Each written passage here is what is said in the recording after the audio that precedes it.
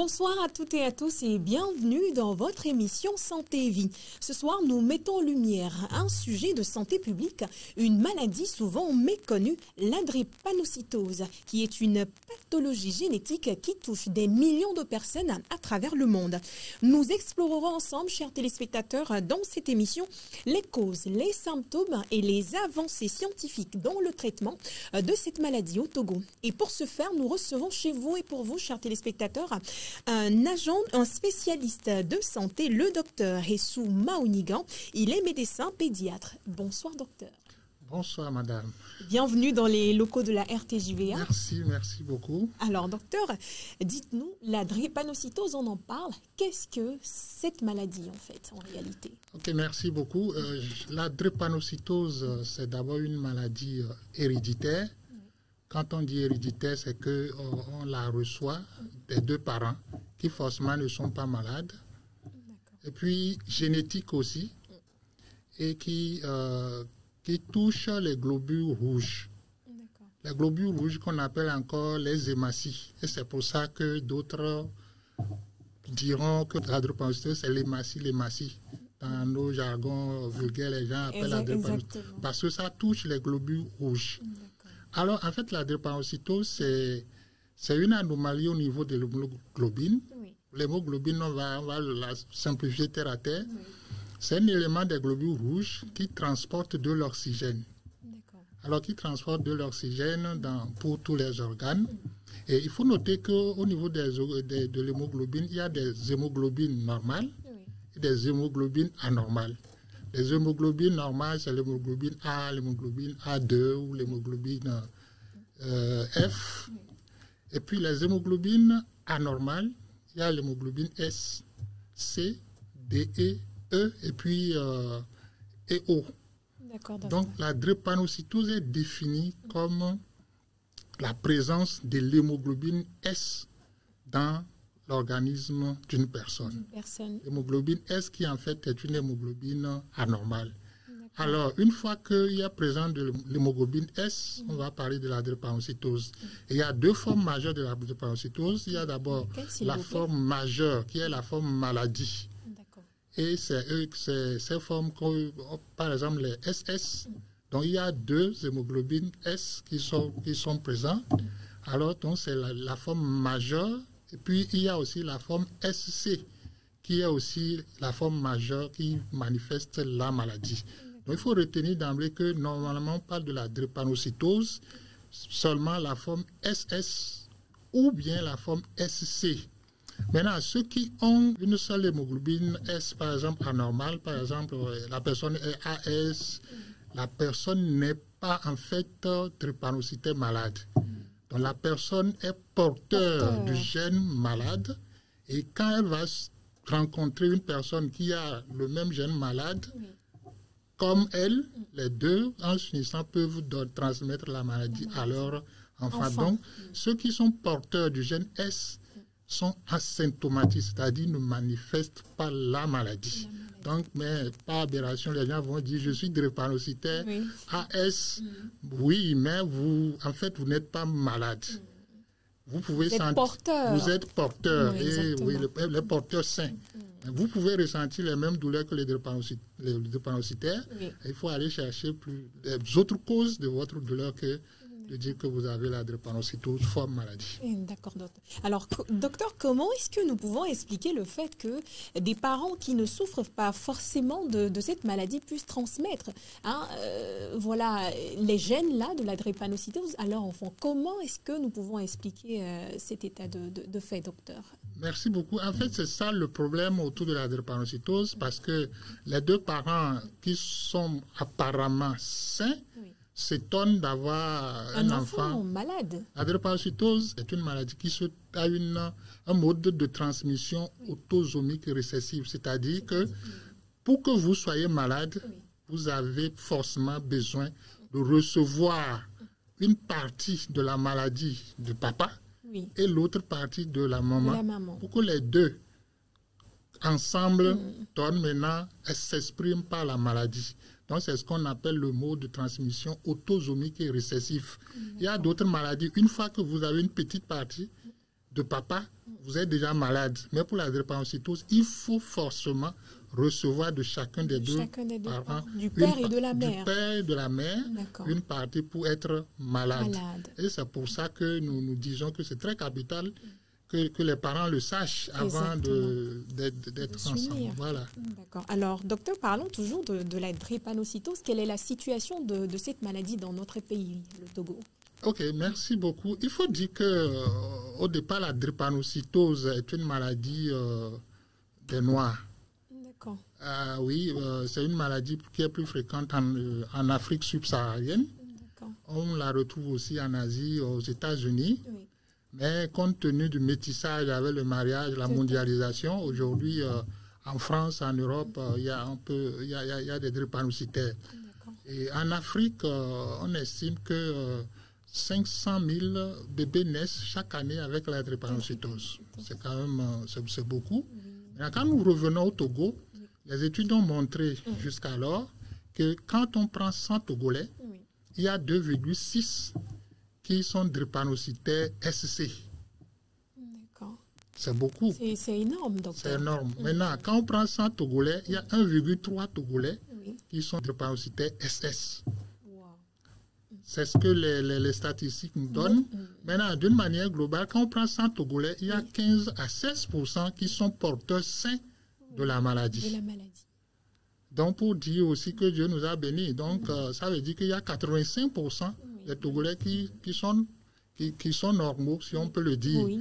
Donc là, les gens n'auront pas d'argument pour dire que c'est parce que je ne peux pas retrouver un autre partenaire qui a une hémoglobine normale. C'est pour ça que je vais forcer, par exemple, une union qui serait déconseillée. Exactement.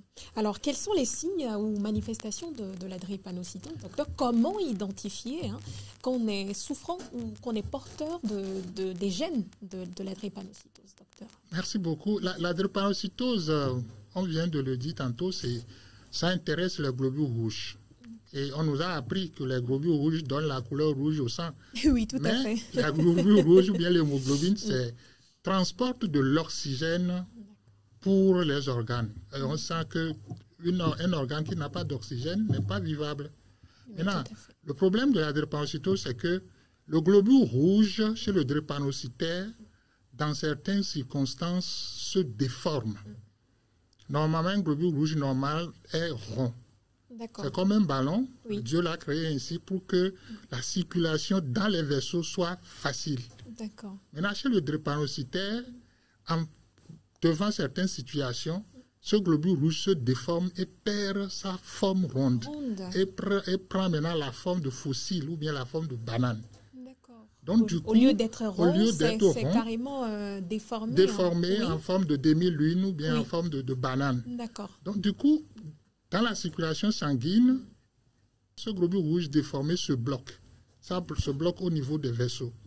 Donc, du coup, le sang ne peut pas circuler au-delà du blocage. Donc, la conséquence, c'est que l'oxygène ne peut pas aller au-delà du blocage. Et quand un organe qui n'a pas d'oxygène va commencer par souffrir, c'est la souffrance qui est la douleur. Donc c'est pour ça que chez le drépanocytaire, le premier signe, c'est la douleur. Et si c'est au niveau de la tête... Douleur quand même assez extrême, docteur. Assez extrême, oui. Si c'est au niveau de la tête qui a ce blocage, il va avoir des maux de tête. Si c'est au niveau du bras, si c'est au niveau des articulations, si c'est au niveau du ventre, si c'est au niveau du pied. C'est pour ça que chez le drépanocytaire, tous les organes, toutes les parties du corps peuvent retrouver la douleur. Donc, le mal de tête, la douleur abdominale... les douleurs articulaires. Donc, on parle souvent de crise vaso-occlusive. C'est qu'il y a une occlusion, un blocage au niveau des vaisseaux qui va s'exprimer par la douleur. Donc, le premier signe chez le drépanocytaire, c'est la douleur. Maintenant, le fait que l'hémoglobine est déformée et que l'hémoglobine n'a pas la forme normale, il meurt plus vite que le globule rouge qui est normal. Donc, quand il meurt... Réduisant ainsi l'espérance de vie du drépanocytaire, docteur, non, pas forcément. Pas forcément. La conséquence, c'est que le globule rouge, on vient de dire que c'est ça qui donne la couleur rouge au sang. Tout à fait. Donc, c'est ça qui explique l'anémie chez le drépanocytaire. D'accord. parce que les globules rouges entre griffes qui ne sont pas en bonne santé meurent plus vite que les globules rouges normaux. Donc, du coup, le drépanocytaire a un problème d'anémie, un manque de sang. Donc, c'est pour ça que vous allez voir, il a toujours les mains qui sont pâles, il est toujours anémié. Le troisième signe, qui est toujours la conséquence de ce blocage, c'est que une fois que les globules rouges là, se détruisent plus vite, ils libèrent des substances qui vont aller colorer les yeux en couleur jaune. Et c'est pour ça que vous allez voir sur le drépanocytaire, il y a toujours un ictère conjonctival ou bien le jaunissement des yeux. Les yeux, tout à fait. Donc, c'est les signes qui caractérisent maintenant le drépanocytaire. C'est toujours lié à la malformation du globule rouge. C'est ça qui explique tout ça là. Maintenant, il faut dire que la manifestation des crises dépend aussi de la forme de la drépanocytose, surtout le début des manifestations. Quand vous prenez par exemple un enfant ou bien quelqu'un qui est drépanocytaire SS, il va commencer plus tôt les crises. Déjà à partir de 3 à 6 mois, les crises déjà commencent chez l'enfant. D'accord. Et quand vous prenez maintenant, pour la drépanocytose hétérozygote SC, c'est après la première année de vie ou bien aux environs de 3 ans que l'enfant va commencer par faire ses crises. Et il faut noter que les signes aussi, chez un enfant de moins de 18 mois, ce n'est pas forcément la douleur. Mais c'est une tuméfaction au niveau des dos, des dos des mains ou des dos des pieds. C'est-à-dire, vous allez voir que c'est tuméfié chez l'enfant, ça fait très très mal. Et souvent, les parents pensent que par tuméfié, vous voulez dire, est-ce que ça s'enfle oui, ça s'enfle, les enflux. D'accord. Les enflux au niveau des dos des mains et puis des dos des pieds, est très très douloureuse. Maintenant, pour les parents vont penser que l'enfant peut-être a fait un faux pas. Il s'est cassé et puis il s'est blessé et on l'amène à l'hôpital. Et si le médecin n'est pas aussi avisé, on va faire les radios, on va faire les trucs. C'est déjà un signe très capital de drépanocytose chez les enfants de moins de 18 mois. Alors, à part ces signes, il y a maintenant la grosse rate. C'est la grosse rate, on connaît tous la rate, c'est ce que nous appelons Amina coucou. Oui. Donc, c'est pour ça que vous allez voir que traditionnellement, on a scarifié les gens. On les a coupés entre ce coucou-là. Oui. Parce que la rate devient plus grosse. Et on coupe ça, on pense qu'on va scarifier ça pour faire sortir le mauvais sang. Donc, chez les drépanocytaires, dans 85% des cas chez nous, tu vas voir, surtout ceux qui sont dans les milieux ruraux, on a fait ça. Donc, il y a la grosse rate qui est là. Il y a aussi le gros foie qui est là. Et voilà les signes de la drépanocytose. Maintenant, ça c'est en période de crise. Maintenant, en dehors des crises, vous allez voir que le drépanocytaire a toujours une anémie qui gère. C'est-à-dire quand on dose le taux d'anémie chez lui, comparativement aux autres, c'est toujours une anémie qui est là et qu'il supporte. Donc voilà les signes qu'on peut de manière globale résumé pour la drépanocytose. D'accord, docteur. Alors, quels sont les facteurs qui peuvent déclencher la crise chez un drépanocytaire, docteur? Merci beaucoup. Je crois que c'est là vraiment que c'est très, très, très capital et c'est très important à connaître pour le drépanocytaire, pour les parents aussi, et aussi pour les encadreurs d'enfants que nous sommes, ou bien des éducateurs d'enfants, des enseignants et autres, parce que c'est un moyen très efficace dans le suivi du drépanocytaire. Il faut que le drépanocytaire connaisse les facteurs qui déclenchent la crise et que les parents aussi. Et une fois qu'on évite vraiment ces facteurs, vous allez voir qu'il va faire moins de crises. Donc, le premier facteur qui déclenche la crise chez le drépanocytaire, ce sont les infections. Les infections de tout type. Ça peut être le paludisme. Donc, un enfant drépanocytaire qui fait un palud, ce n'est pas à banaliser. Le palud aussi détruit les globules rouges. Maintenant, sur un terrain de drépanocytaire, vous allez voir que ça va être plus compliqué. Et donc, d'emblée, un drépanocytaire doit faire quoi? Doit dormir sous moustiquaire. Impérativement. Ce n'est pas négocié. Les infections. Donc, il y a les infections, les otites, les infections urinaires, les septicémies, les infections généralisées. C'est le drépanocytaire. Une fois qu'il fait une infection, il est susceptible de faire une crise. Et donc, c'est pour ça qu'il faut faire. Maintenant, le deuxième facteur qui déclenche la crise, c'est le froid. D'accord. Donc, le froid, vous allez voir que c'est un froid annonciateur de la crise. Exactement. Ou bien même, non, au village, on disait que c'est le drépanocyté annonce l'arrivée de la pluie. Oui. C'est-à-dire, quand il commence par faire froid, lui, il commence par faire la crise au village, on dit, ah, la pluie s'annonce. Voilà. Donc, pour dire qu'il y a le froid. Et quand on parle du froid, c'est ça. Vous êtes drépanocytaire ou bien vous avez un enfant drépanocytaire, vous ne devez pas le laisser quand il pleut sortir sous la pluie. Ou bien il est allé à l'école pendant la pluie, il faut le garder à l'école. Sinon, quand il rentre sous cette pluie, juste s'il arrive à la maison quelques minutes, le gars il fait sa crise. Donc il y a le froid. Il y a aussi le stress. Le stress chez le drépanocytaire, c'est pour ça que vous allez voir que, surtout chez les enfants, c'est toujours à la veille des examens, les enfants font leur crise. Parce qu'on est trop stressé, il y a peur, il y a cette crainte qui est là.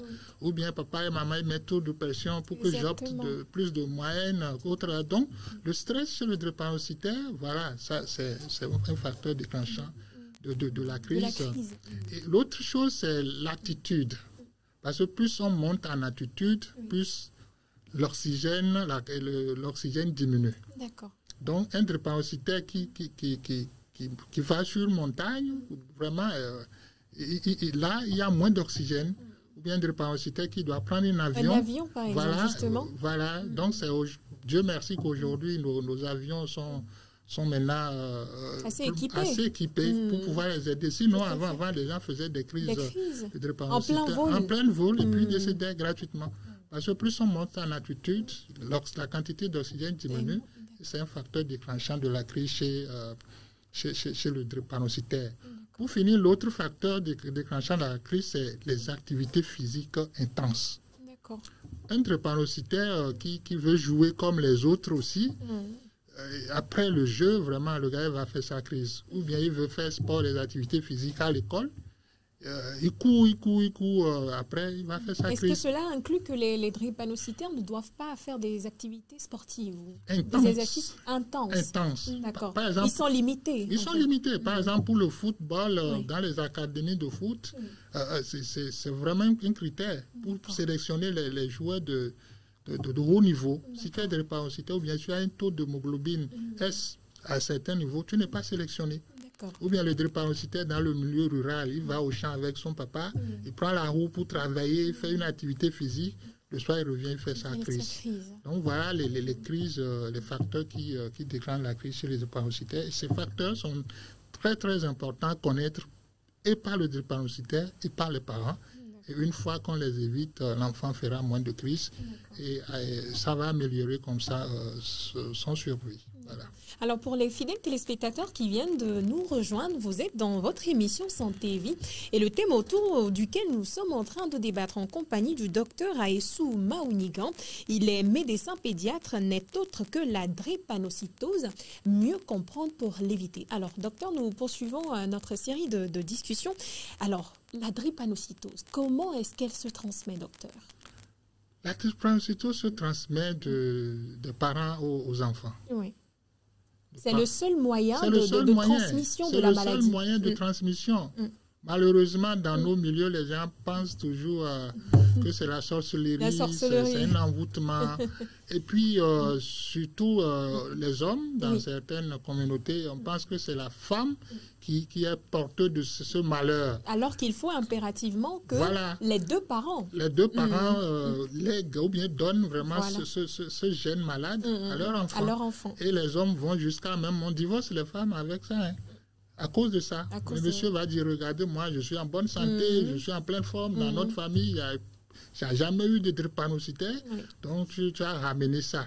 Donc, il faut noter que être drépanocytaire, maladie SS ou bien SC, vous devez nécessairement recevoir des gènes malades des deux parents avant d'être drépanocytaire. D'accord. Alors, docteur, dites-nous toujours, quelles sont les principales complications que vous observez chez vos patients, par exemple? Les cas extrêmes, les complications. Je crois que s'il y a une chose à éviter chez le drépanocytaire, c'est les complications. N'est-ce pas? Oui. Parce que c'est ces complications qui faisaient qu'avant, les gens disaient que non, bon, tu as un enfant drépano, à un certain âge, il va partir. Exactement. Et on dit, bon, il ne va pas dépasser 16 ans. La trentaine. La trentaine, il ne va pas. Non. En fait, ce n'est pas le drépanocytose, la drépanocytose qui tue. mais ce sont les complications qui tuent. Et ces complications intéressent tous les organes du corps humain. C'est là que c'est compliqué avec le drépanocytaire.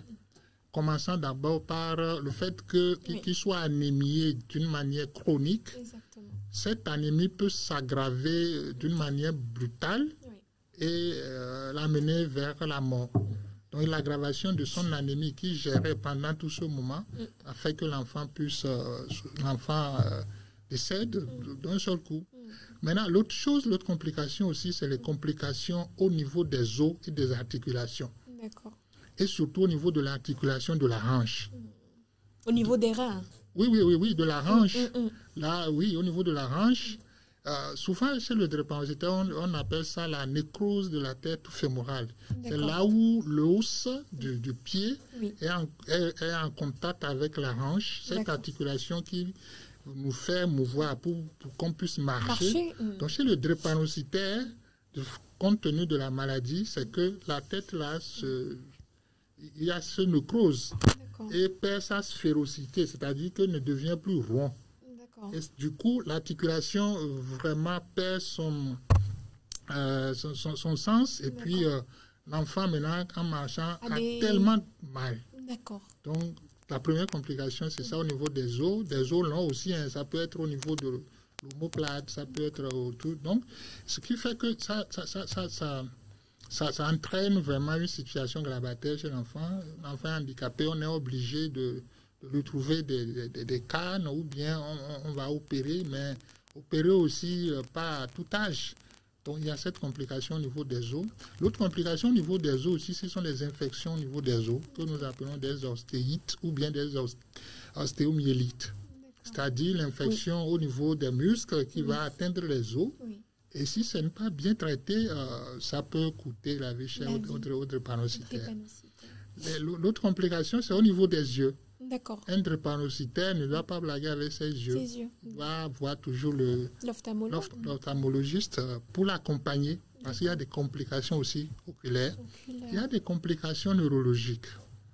Il faut noter que la première cause d'AVC, des accidents vasculo-cérébraux chez l'enfant, c'est la drépanocytose. Les gens pensent que AVC, c'est seulement les adultes qui le font. Non, les enfants aussi font un AVC. Vous pouvez avoir un enfant de 7 ans, 9 ans, qui se lève et puis... il fait une crise. Oui, il y a une hémiplégie, c'est l'AVC. Et la première cause, c'est la drépanocytose. Parce que nous venons de le dire, il suffit que le globule rouge malformé aille au niveau du cerveau, des artères du cerveau, et puis ça bloque, et puis voilà ce que ça donne. L'autre cause, les autres complications de la drépanocytose, c'est les complications liées à un retard de croissance.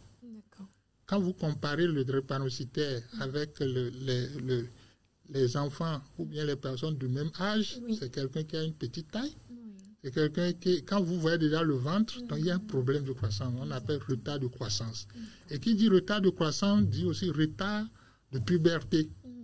Donc, retard de puberté, si les jeunes filles de son âge à 13 ans ont déjà les caractères secondaires, leur menstruation et autres, pour elles, ça peut aller au-delà de ça, parce qu'il y a un retard de puberté qui est là. Et ces complications doivent être bien suivies pour redonner vraiment la joie de vivre au drépanocytaire.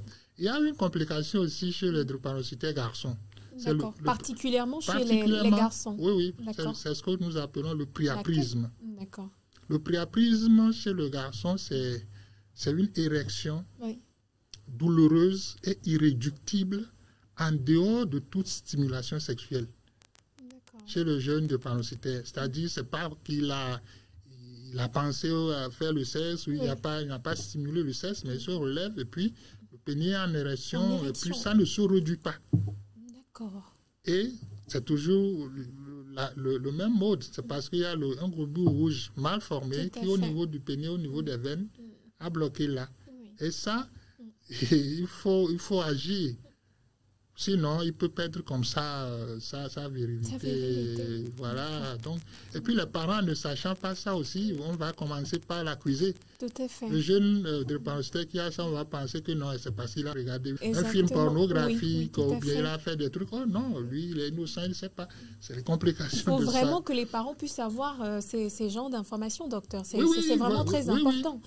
Très important. Donc, et le drépanocytaire, et puis surtout, quand par exemple pour le préapisme, quand ça arrive, quelles sont les choses que lui-même peut faire, les parents doivent faire avant d'aller à l'hôpital pour vraiment éviter choses. L'une aussi des complications, c'est les complications cardiaques sur le drépanocytaire. Le fait que le sang travaille, pompe plus, ils sont sujets à faire des insuffisances cardiaques, un gros cœur sur le drépanocytaire. Donc vous allez voir que tous les organes du corps humain sont impactés ou bien sont impactés ou bien influencés négativement par la drépanocytose, d'où vraiment une prise en charge pour pouvoir mieux donner la joie de vivre au drépanocytose. Je le répète, ce n'est pas la drépanocytose qui tue, mais c'est les complications qui tuent. D'accord, docteur. Alors, docteur, il y a une question qui me vient à l'esprit. Oui. Dites-nous, est-ce qu'on peut guérir de la drépanocytose? Est-ce que c'est possible de pouvoir guérir de cette maladie? Bon, impossible. Guérir, ça dépend de ce que nous appelons pas guérir. Guérir totalement de la drépanocytose pour que quand je vais aller refaire le test, qu'on me déclare AA, alors que j'étais SS, au jour d'aujourd'hui, ce n'est pas possible. Et il faut qu'on fasse attention pour les vendeurs d'illusions sur les réseaux sociaux dans nos quartiers qui pensent qu'il y a des potions, il y a des médicaments. Exactement. Il y en a un peu partout, docteur. Il y en a un peu partout. Et puis, non. Et ils vont jusqu'à dire, non, tu fais premièrement le test, après l'avoir pris, tu vas aller refaire, on va te déclarer ça.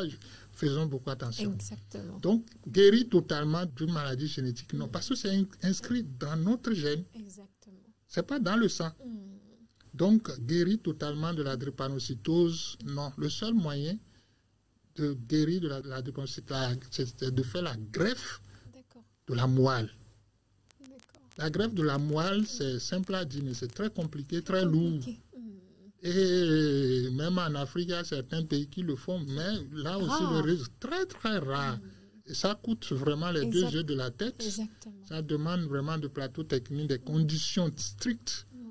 Parce qu'il faut vraiment qu'on te vide de ta moelle. Et qui dit ta moelle, ça veut dire que tes globules rouges, tes globules blancs, les plaquettes, on doit pour un temps les vider. Et puis avant de te greffer, une autre moelle qui va maintenant commencer par se multiplier en donnant de globules rouges qui ne soient pas malades. Mais pendant ce temps, c'est très compliqué. Donc, et puis ailleurs aussi, il parle de la thérapie génique. C'est comment faire pour pouvoir changer le gène, mais c'est des choses très compliquées.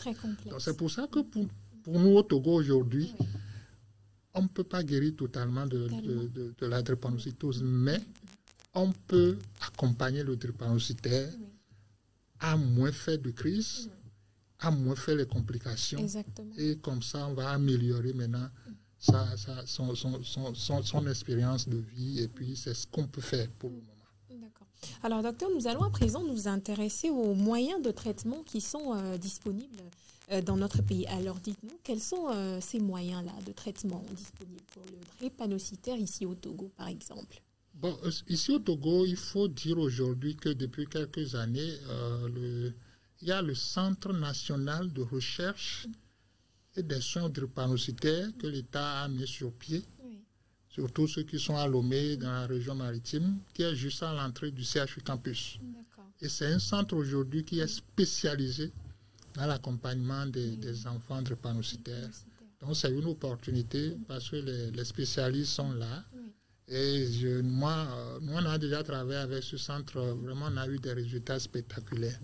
Donc l'objectif d'abord de cette prise en charge, comme je viens de le dire, ce n'est pas de guérir la personne, mais c'est de l'accompagner pour que la personne puisse moins faire les crises et que la personne ne passe pas directement vers les complications.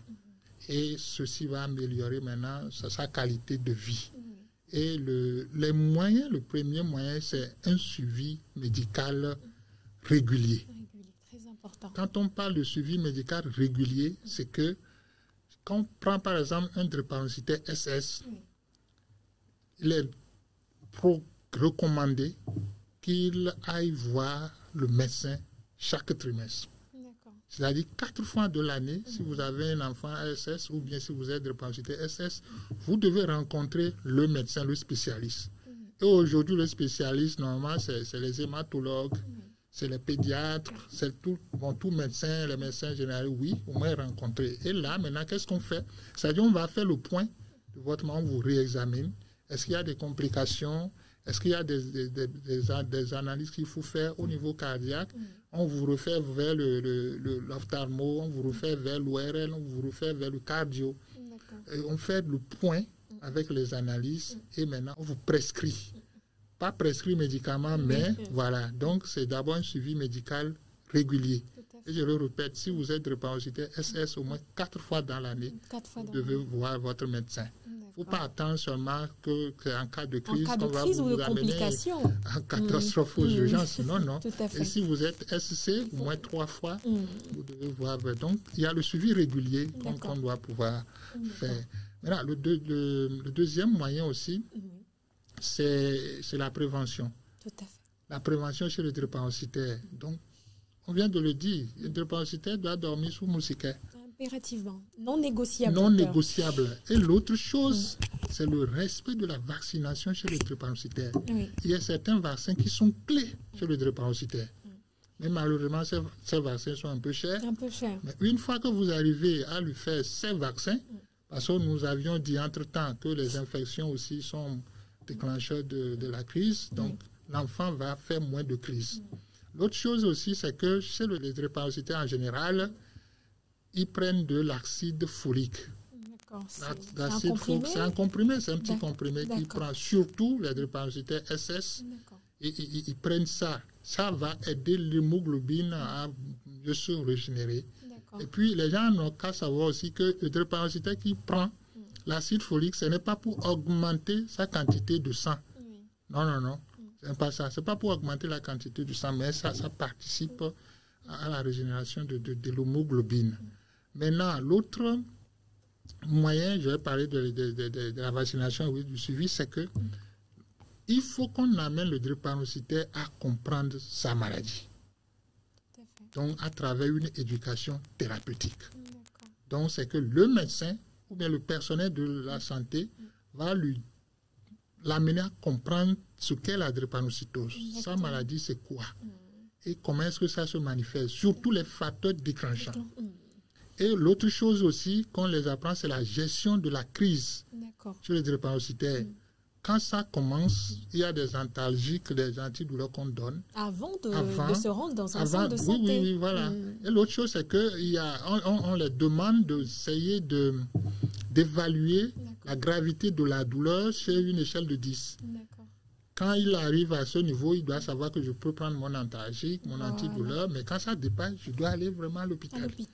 Donc, cette éducation thérapeutique du drépanocytaire, de sa famille aussi, c'est très, très, très important. Et c'est le personnel qualifié qui le fait. Donc, c'est tout ça que nous mettons dans la prise en charge. Les parents pensent vraiment que, bon, tu vas aller, on va causer seulement, et puis ça, non, non, non. Alors que c'est important. C'est important. Mieux il connaît sa maladie, mieux il va vivre avec. Et puis, voilà, quoi. Sans oublier, l'autre moyen, c'est l'accompagnement psychologique. Très important, justement. L'accompagnement psychologique, oui, l'accompagnement psychologique, parce que la drépanocytose, comme toute autre maladie chronique, c'est une maladie à vie. Et qui dit à vie, ça veut dire qu'il y a un souci. Donc, il faut vraiment, lors de ces suivis, de temps en temps, rencontrer le psychologue pour reprendre de la force et pour prendre l'estime de soi, pour pouvoir aller au-delà de la discrimination, du rejet que la société, les amis, les parents montrent des fois. D'accord, docteur. Alors, nous parlions, docteur, des moyens de traitement disponibles au Togo. Alors, est-ce que ces traitements sont à portée de main du citoyen lambda, docteur? C'est aussi une problématique, il faut qu'on en parle. Est-ce que le Togolais lambda, qui n'a pas forcément une situation assez aisée, peut quand même tenir face à ces traitements, docteur? Oui, je crois que la première chose que nous devons voir, c'est d'abord la sensibilisation. Oui. Il faut que le parent soit sensibilisé d'abord et qu'on démystifie vraiment la maladie là au niveau des parents. Vous savez que pour la drépanocytose, il y a toute une mythe qui l'entoure. Exactement, docteur. Et vous ne pouvez pas croire que certains parents disent bon, l'enfant là, je l'ai eu, c'est un fardeau, même si j'investis pour son éducation, pour sa santé, un jour, il va partir. Du coup, le papa, d'une manière même inconsciente, rejette l'enfant. Rejette l'enfant. Donc, mais ce parent, même si il y a le centre à côté, il ne va même pas aller. Voilà. Donc, je crois qu'il faut cette prise de conscience pour savoir que être né de drépanocytaire, ce n'est pas la fin du monde. Ce n'est pas une fin en soi. C'est comme le diabétique, c'est comme aujourd'hui les gens qui vivent avec le VIH. Exactement. Il y a un accompagnement. Et il faut que ça soit un accompagnement pluridisciplinaire.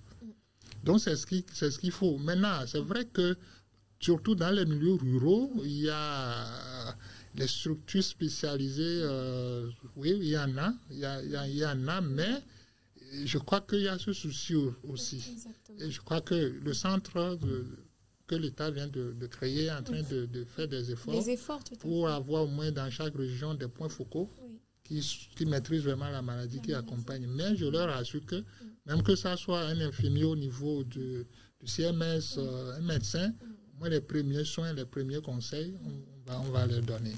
Donc, c'est ce problème d'accessibilité aussi qui compte. La personne vit dans un milieu très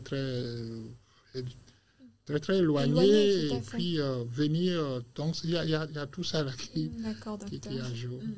Alors, parlons toujours, docteur, de la gestion des cas des personnes drépanocytaires. Quels sont les défis auxquels le corps médical est confronté? Le premier défi, c'est les connaissances empiriques ou bien les croyances traditionnelles. Traditionnelles, tout à fait. Vous ne pouvez pas imaginer qu'en cas de crise, jusqu'à preuve du contraire aujourd'hui, dans notre pays ou bien dans certaines contrées, il faut attacher l'enfant ou bien la personne qui fait déjà des crises. C'est-à-dire, s'il a mal au bras, on fait un garrot. D'accord. Pour l'immobiliser. Non, parce qu'on pense qu'en faisant le garrot, ça va calmer sa douleur. Ou bien il faut déposer sur lui un poids pesant. Ça, du brique, on le met sur son pied, que ça va calmer la douleur. Et depuis longtemps, on pense que ça calme, mais c'est un effet placebo. Tout à fait. On s'est rendu compte que ça complique plus la situation du drépanocytaire. Pourquoi? Parce que nous venons de dire, s'il y a un blocage et que l'eau et l'oxygène n'arrivent pas à aller au-delà du blocage, et vous mettez encore un garrot, vous renforcez le blocage. Exactement. Je pense qu'il faut vraiment que la population soit réellement au courant de ces informations. Au courant. Donc, un enfant qui fait une crise, il faut l'aider. S'il peut boire, c'est de lui donner à boire. Et c'est pour ça que quand ils viennent à l'hôpital, on réhydrate pour maintenant forcer le blocage et réparer maintenant. Une fois que la circulation sanguine reprend, la douleur cesse. Et c'est-à-dire que l'hydratation est importante pour le drépanocytaire. Très importante pour les drépanocytaires. Si tu es drépanocytaire, tu dois vraiment boire beaucoup, assez d'eau. La réhydratation, c'est ce qu'on fait à l'hôpital en cas de crise. Un traitement donc, c'est ces pratiques qui font que c'est très compliqué. Maintenant, l'autre chose aussi, c'est que des gens arrivent, comme je le disais, des croyances, qu'on pense que ce traitement traditionnel va le faire. Les gens vont aller jusqu'à même, on retire l'enfant pour aller dans les centres de prière. Bon, ça, les chrétiens, tu vois, non.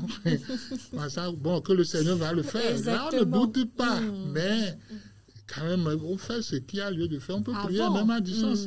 Ou bien carrément, on prend l'enfant de l'hôpital, on va l'amener chez le guérisseur, qui va faire encore des scarifications. Or, nous venons de dire que l'infection chez les drépanocytaires ne fait pas bon ménage. Exactement. Maintenant, en scarifiant avec des poudres, tout ça là, ça complique vraiment la situation. Exactement. Donc, c'est ces pratiques-là qui font que la prise en charge est compliquée. Maintenant, l'autre chose, c'est que il y a certains parents vraiment qui arrivent à l'hôpital, vraiment, il y a un problème financier et qu'on n'arrive pas vraiment à gérer.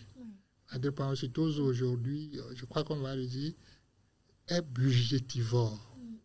Quand tu as un enfant drépanocytaire, ma soeur, vraiment c'est compliqué. Donc c'est toujours des dépenses assez constantes et puis qui fait que la famille finisse par s'appauvrir. Et même faire chose, acheter un truc, c'est compliqué. Donc il y a ces défis et puis dans la prise en charge, je dis que l'État est en train de faire des efforts pour que dans chaque région, on ait vraiment des pôles qui vont vraiment accompagner et puis aider vraiment les enfants drépanocytaires. D'accord. Parlons toujours de ces défis, docteur. Comment affectent-ils votre qualité ou la qualité de vie du patient, docteur? Comment ces défis affectent la qualité de vie du patient, docteur? Oui, la qualité de vie, c'est ça. Imaginez une seconde, on vient de le dire que le drépanocytaire doit éviter le froid. Exactement. Et on vient le retirer en pleine crise de l'hôpital. Oui. Et on l'amène dans un set de prière où elle est exposée au froid, ou bien dans un couvent. Exactement. Vous voyez que c'est le froid là qui va le terminer. Tout à fait. Donc, en fait, c'est ça. Donc, du coup, ça n'aide pas le drépanocytaire en ce sens que les complications ne sont pas prévenues à temps.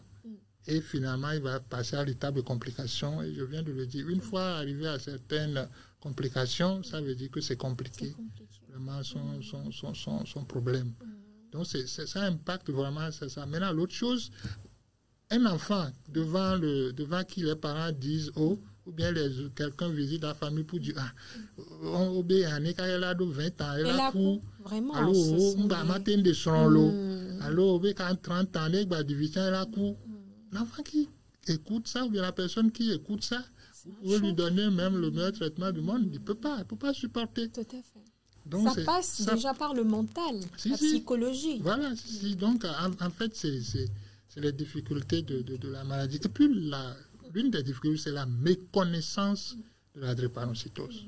Et des fois, même nous, le personnel de santé, quand on quitte l'université, on rentre dans il y a beaucoup de choses qui se font. Beaucoup de nouveautés, mais il faut qu'on s'améliore. Exactement. Vous devez actualiser vos connaissances. Actualiser nos connaissances, surtout en matière de la drépanocytose. La prise en charge du drépanocytaire ne s'improvise pas. C'est bien codifié, il faut arriver à pouvoir le faire. D'accord. Docteur, vous aviez tantôt parlé du suivi psychologique du drépanocytaire. Alors, dites-nous, quels sont les impacts psychosociaux de la drépanocytose, de cette maladie-là? Je crois que c'est sur cette question que moi, personnellement, pour m'entretenir avec les prétendants au mariage, c'est sur ce point que j'insiste. Oui, tout à fait. Très important, d'ailleurs. La drépanocytose a un impact psychosocial et psychologique. Sur le plan financier, budgétivore. Les études ont montré aujourd'hui que par crise, en moyenne, les parents vont dépenser en moyenne 50 000. Vous imaginez. Et si l'enfant fait 3 crises par mois? Par mois. 150 000 150 000. Ça, c'est juste les soins qu'il faut payer vraiment à l'hôpital. Il y a les comprimés. Sans oublier que la maman ou le papa va demander permission au niveau de son boulot ou bien laisse son commerce. Elle est allée rester au moins un enfant de pensée qui vient à l'hôpital, c'est pas en 2-3 jours, il va partir. Donc, c'est ça. Je dis souvent aux jeunes là. Quand on dit je t'aime, là, c'est ça, d'abord, il faut voir. Donc, c'est budgétivore.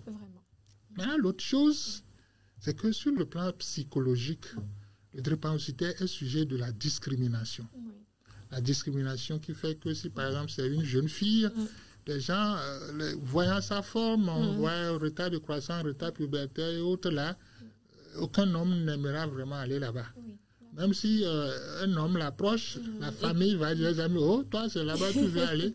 Donc, du coup, elle se dit, bon, elle a ce droit de se marier, vraiment très hypothéqué. Et puis là, vraiment, c'est ces choses. La discrimination au niveau de l'école, la discrimination au niveau de la famille. Dans la société. Dans la société en général. Et puis, vraiment, c'est des impacts. Et quand vous avez un enfant drépanocytaire, c'est que c'est la culpabilité. Parce que tu vois ton enfant qui se tord de douleur et toi, en tant que parent, tu es incapable de l'assister. Exactement. C'est en ce jour-là que tu comprendras vraiment que tu avais dit à sa maman que je l'aime. Et je le rappelle, souvent, c'est les femmes qui sont victimes Parce que les hommes, on laisse, on part pour prendre une autre femme. Exactement. Donc, il n'y a pas de joie. Je vous raconte cette histoire. Il y avait un jeune couple. Ils avaient accouché leur premier enfant. Moi, j'étais arrivé à la clinique pour examiner le nouveau-né. Donc, je suis rentré en salle, je vois le papa qui regardait de l'autre côté, la maman regardait, l'enfant était au milieu couché là. Là, je dis, ok, bon, félicitations. Personne ne me répondait. L'ambiance était tendue. L'ambiance était tendue, donc chacun regardait de son côté. L'enfant était délaissé au milieu. Je dis, le pauvre. Hein. Il y a quoi que vous avez Puis, tous deux se retournent pour me demander, docteur, quand est-ce qu'on peut faire le test de la drépanocytose pour cet enfant? Je dis, mais le test de drépanocytose, ça vient chercher quoi ici? Le papa dit, tant que je ne connais pas le résultat de cet enfant qui est couché là, je ne peux pas jouir. La maman aussi qui dit ça.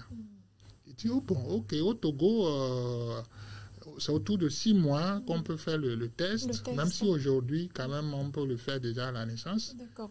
Bien, avant, c'est autour de 6 mois, 1 an. Je dis, non, mais vous devez supporter jusqu'à 6 mois avant qu'on ne le fasse. Je dis, mais il y a quoi comme problème? La maman a dit, je t'ai dit ça, qu'on doit arrêter. Tu dis non, que tu me mets. Voilà que nous venons d'accoucher un enfant, on ne sait pas si c'est drépanocytaire ou pas. Exactement. Et je dis, waouh, donc vous voyez déjà, un couple, un jeune couple qui a un premier enfant qui devait être un sujet de joie. Déjà, même à l'hôpital, là, est délaissé. Et imaginez si on faisait le test et l'enfant, là, se montrait drépanocytaire. C'est un poids qu'ils vont devoir porter toute leur vie.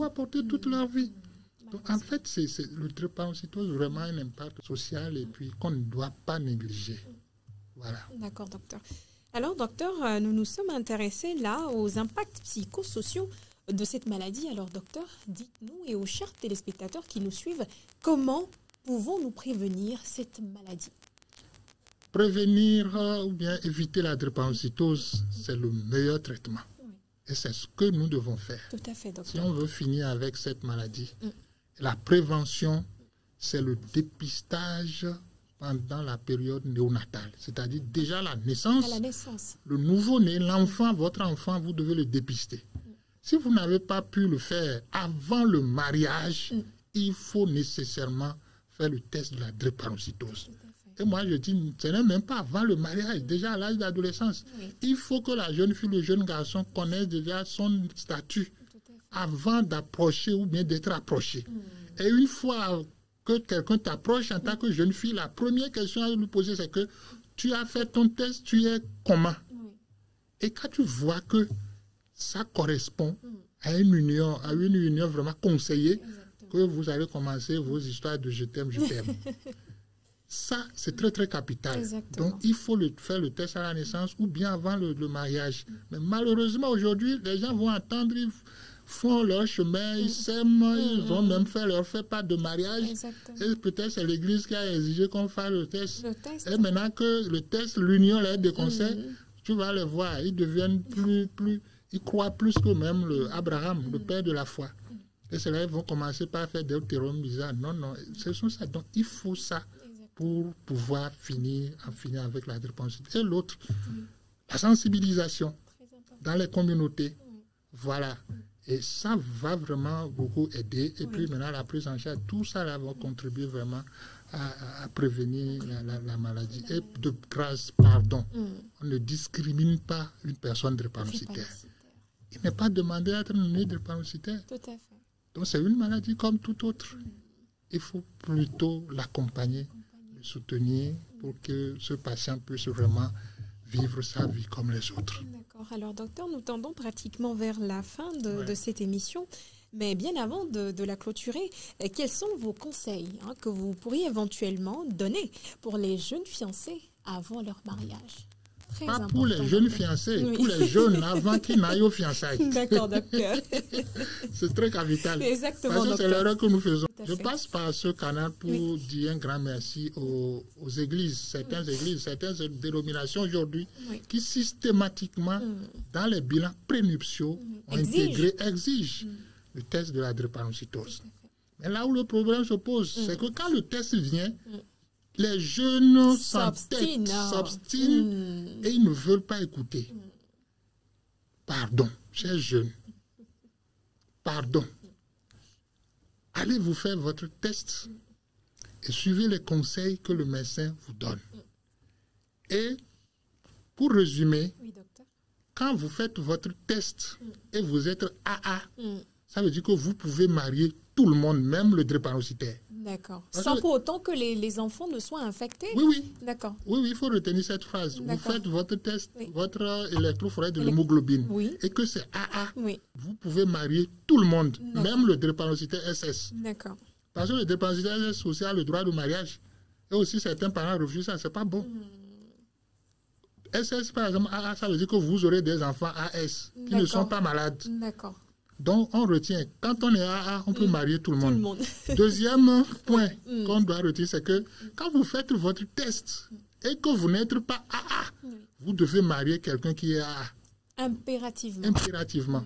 Quand vous faites votre test et que l'électrophorèse ne donne pas AA pour vous, vous devez marier quelqu'un qui est AA. Ça veut dire, quand je suis AS, je suis AC, impérativement, ou CC impérativement, mon partenaire doit être AA. Comme ça, on est sûr que nos enfants ne vont pas souffrir de la drépanocytose. Et pardon, ne soyons pas ignorants en matière de la foi chrétienne pour dire non, que le Seigneur va le faire. Non, faute d'ignorance, par l'ignorance, on va périr. Et j'ai vu tellement de cas. J'ai vu même dans nos églises, vous parlez aux jeunes, vous discutez pendant un temps, vous regardez, la seule chose qu'il dit, ok, on croit au Dieu d'Abraham, le Seigneur le Jéhovah Rapha qui guérit toutes sortes de maladies. Je dis, ok, allez-y, vous allez voir. Maintenant, pour finir, je vais aussi faire cette précision. Docteur, les gens pensent que quand deux personnes AA se réunissent, on parle de probabilité. Ils vont avoir un sur 4 enfants qui vont être malades, 50% d'enfants AS et un quart d'enfants qui seront normaux. C'est faux. C'est comme de la loterie. D'accord. Une fois la mise, on met tout. Donc vous pouvez tirer l'enfant drépanocytaire. À la prochaine grossesse, vous allez toujours tirer un enfant drépanocytaire. Ce qui a fait aujourd'hui que les gens, ils sont AS, les deux ensemble, ils ont 4 enfants. Les 4 sont drépanocytaires. Donc, ce n'est pas de la probabilité 4. Non, non, non. Donc, il faut vraiment qu'on fasse attention et qu'on aille faire le test. Ça ne coûte rien, 3 500 à 5 000. On va faire son test et puis là, avant de commencer par rencontrer notre partenaire de vie. Exactement, docteur. Alors, sans transition, quel sera votre mot de fin, docteur? En 1 minute. Mon mot de fin, la drépanocytose, c'est une maladie héréditaire, c'est-à-dire, c'est les deux parents apparemment sains qui transmettent la maladie là à leur enfant. Donc, du coup, ce n'est pas la femme qui est allée quelque part ramener ça. C'est les deux parents normalement qui qui sont responsables. Deuxième point, pour le drépanocytaire et sa famille, on doit connaître les facteurs déclenchants de la crise. Et en les évitant, ça va aider le drépanocytaire à faire moins de crises. Troisième chose, il faut que le drépanocytaire puisse être suivi médicalement par un professionnel de santé. Et ça va beaucoup l'aider. Et pour nous, la société, il faut qu'on cesse de les discriminer.